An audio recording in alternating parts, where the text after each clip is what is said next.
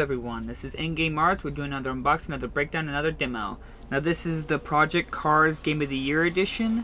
Now I want to be straightforward and say that this is an import. This physical copy is not available in the US. They only made it available digitally, so you have to import this physical copy if you want to get it. I do think that's kind of lame, but that's just the way they did it. Now I want to start off by saying that Project Cars was a game that I was always curious about playing, but I never got around getting it due to the fact I heard it had a really rough start when it first released, because it was a Kickstarter game way back in the past and apparently became a global success. While there was been many alterations, many updates, many DLCs here and there. Well, I wanted to say that this Project Game of the Year edition, Project Cars, is the version. If you want to buy Project Cars or you're somewhat interested in the game, you need to get this version. It comes with all the DLC, most of all the newest updates on it. They're all on disc. Everything's all on the disc. Now, I want to point out that there was one small update when I popped this game in, and it was just called Day 1 Patch. I have no idea what it did, but it was only a couple, like 100 megabytes. I think it had something maybe to do with online. Other than that, I didn't think it did anything at all.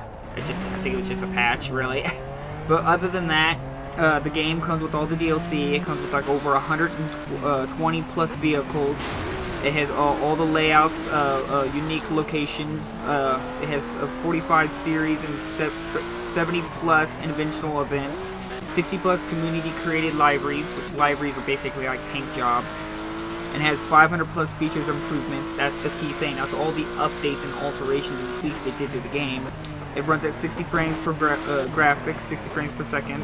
It's fully dynamic time and day, so I want to point out this game does have like a weather, like rain and sunshine. You can even customize it to have work a time cycle where like at this time of climb you can have it be rainy, but then this at this time of the day it'll be sunny. You can even have it completely random. You can be fully in control of the fully dynamic of the weather. It has 16-player online racing, and that's basically it. It's got one of the biggest layouts of racetracks. There's a lot of racetracks. As you can see with my terrible driving, this was with me when I was first really getting the hang of the driving. I want to point out that a lot of people were saying that the game is really hard to control. And at first I was really seeing what they meaning, but over time as I was picking up the controllers and understanding what I was doing wrong, was I was accelerating and put my foot to the metal. And that's the key thing here, is that a lot of people are probably just accelerating too fast when you're in the first gear, and you're causing your car to spin out. It's a very, very realistic racing game. You have to control your car like an actual, like a powerhouse it is. You can't just floor it, put the pedal to the metal, and think the car can just keep itself steady. Now, this game has a lot of like esports focus on it, where the game really focuses on quality, pristine racing. It's just one of those kinds of games where you have to be really good and focus on what you're doing. I didn't feel the need to have use a steering wheel or at all in the game, but it is, of course, always recommended to have a steering wheel. It gives you that better immersion. I do recommend if you got video game headphones, it does bring in a lot of great immersion in the game. And as well, like I said, the game's graphics look amazing. It's great looking. If you can, try to practice driving in the headset. Where you're driving and it's in the cockpit of the car.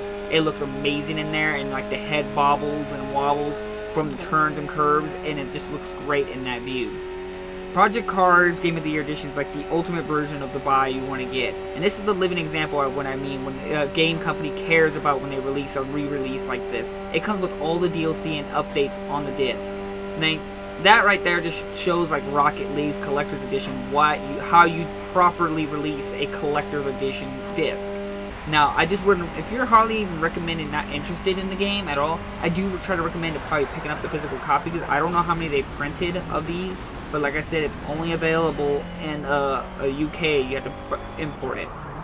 Now, I want to point out that Project Cars does, as you can see in this video here, it does have a free roam track too, which just was a really big bonus, and something I feel that something like Gran Turismo and games like those should really start having, where you can just, now I'm not talking about like an open world map, but just a specific track where you can just freely drive around and like get the feel of the vehicle. Anyone knows me, I'm not a big open world racer kind of guy, but I do appreciate the fact that I can just pick a car and I'm able to drive and just get a feel of the car on a special track. Like I said, there's like many of course, you can make your own customized matches and stuff like that and play it out. Now, the game has your typical campaign mode. Well, the campaign mode is a little bit more customizable. You can actually choose from what tier you want to start at. You want to start at the very beginning where you drive like go-karts and begin yourself up and rank you all the way up, or do you want to start with the highest class where you're driving formula cars and pristine cars and supercars or prototype cars. It gives you the customization to let you be able to go at your own pace. If you don't want to drive go-karts, you can just immediately start a campaign where you're driving the fastest cars in the game. This is really awesome in my opinion for those people who do not want to, they just want to drive a car, the cars they want to drive, or they want to drive Formula, or NASCAR, or whatever the case may be. It shows that the people who are making this game shows that they know that people who drive racing games like these know that they want to choose their own path. They don't want to drive go-karts, they want to drive formula cars. They should have the right to choose that. They don't have to work to it, which is fully fair, and I fully understand about the path of you have to work for it. Other than that, this game has so much to offer, and especially this version here with all the cars and all the updates and alterations and the graphics. You gotta make sure you're really focused on pristine racing. As you can see the footage here, this is right here is where you can see where I can pick which event I want to start myself at. What tier do I want to start at, the highest or the lowest? And it's up to you what you want to choose. I chose Formula 1 just for the heck of it, Formula A. This game has a lot of potential to be in something really good, and I maybe will release a second one in the future. If you're interested in playing a really simulator racing game right now on current consoles, this is probably the best thing you can buy in racing formula form, because just to the sheer variety and custom alterations and many paths you can choose with the game and many styles you can want to go with, because you can completely tweak the car, alter the car, not really customize the car, but you can at least like change the paint jobs and stuff like that. It does offer a lot on the table for those who want to give it a shot. There's just so much that this game offers that I can't fit it all within my video of my time frame. If you're just remotely interested in this game, check it out. I will put links down in the description below if you're interested in a copy. But like I said, I don't know how many they have or how many they made or anything like that. It may not even be super rare. But the game I generally had a lot of fun playing it, and I hope it showed a new level of hoping for Forza and Gran Turismo to be a little bit more creative with their simulator racing games. Because Project Cars put a lot on the table, and I am quite impressed. So I'll put, like I said, I'll put links in the description below if you want to check out a copy. So thank you all for watching, and I'll see you all in the next episode. Bye-bye!